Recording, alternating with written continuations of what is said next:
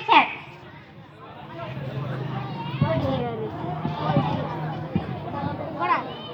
நாட்டு மக்கள் நலனை நினைத்து நாளெல்லாம் நல்லாட்சி செய்யும் அதியமான் நெடுமான் அஞ்சியே வணக்கம்.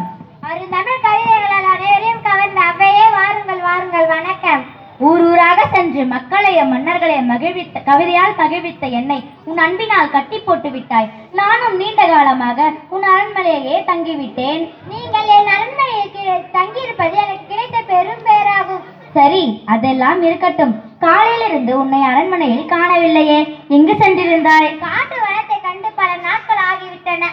அதனால்தான் வீரர்களோடும் அமைச்சர்கள் சிலரோடும் காட்டுக்கு சென்றிருந்தேன். அங்கு இந்த கனியை சாப்பிட்டு பார்த்து சுவை எப்படி இருக்கிறது என்று சொல்லுங்கள் தாயே.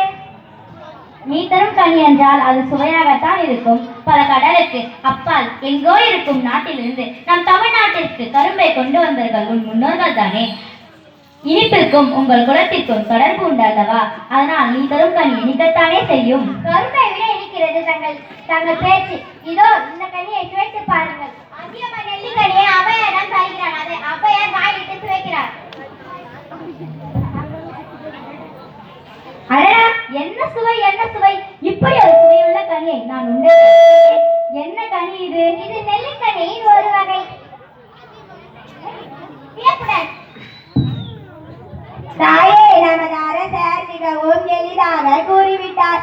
இக்கனி எங்கும் எளிதில் கிடைக்காது. இன்று நாங்கள் காட்டு பகுதிக்கு சென்றிருந்த போது ஒரு கருணறி மரத்தில் இக்கனி பழுத்திருந்தது. நமது வீரர்கள் அக்கனியை பறிக்க முயன்றனர். ஆனால் முடியவில்லை. பிறகு நமது அரசரை ஏறி அந்த கனியை பறித்தார். என்ன, அதியமானே மரத்தில் ஏறி கனியை பறித்தானா?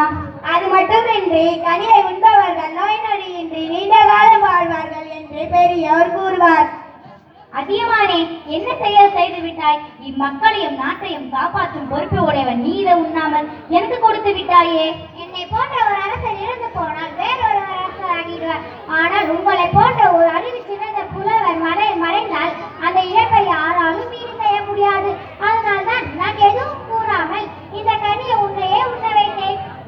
அன்பில் சிறந்த அதியமானே, தமிழின் மீது நீ வைத்துள்ள பற்று என் உள்ளத்தை உருகச் செய்தது. உன்னை புகழ முடியாமல் என் தமிழை தடுமாறுகிறது. அப்படி சொல்லாதீர்கள். உங்கள் தமிழுக்கு தடுமாற்றமும் இல்லை, தாழ்வும் இல்லை. உங்கள் நாவில் பிறக்கும் தமிழ் என்று நிலை பெற்று வாழும். அதில் தான் என் பெயர் முட்டிருக்கும். அதுதான் எனக்கு மகிழ்ச்சி. காட்சி 2 இடம் அதியமான் அரண்மனை. நாடக மாந்தர்கள் அதியமான் அவையார். மக்களின்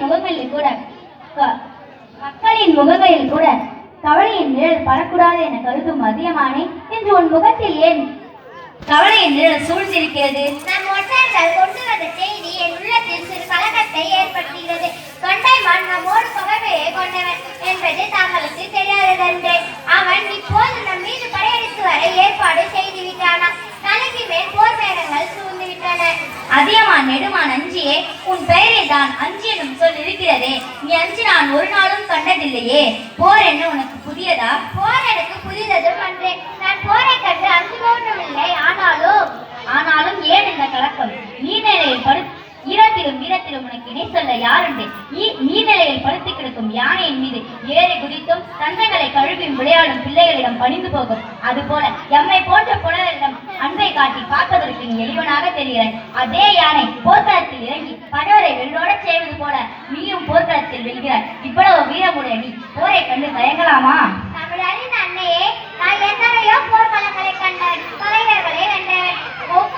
ஒவ்வொரு போரின் போதும் எத்தனை உயிரிழப்புகள், எவ்வளவு அழிவுகள்! தந்தையை ஏற்ற பிள்ளைகள், கணவனை ஏற்ற மனைவிகள், பிள்ளைகளை ஏற்ற தாய்மார்கள், அண்ணனை ஏற்ற தந்தை தாமைகள் என எத்தனையோ பேரின்கள் ஒவ்வொரு போர் வெற்றிக்கும் பின்னாலும் மறைந்திருக்கிறது.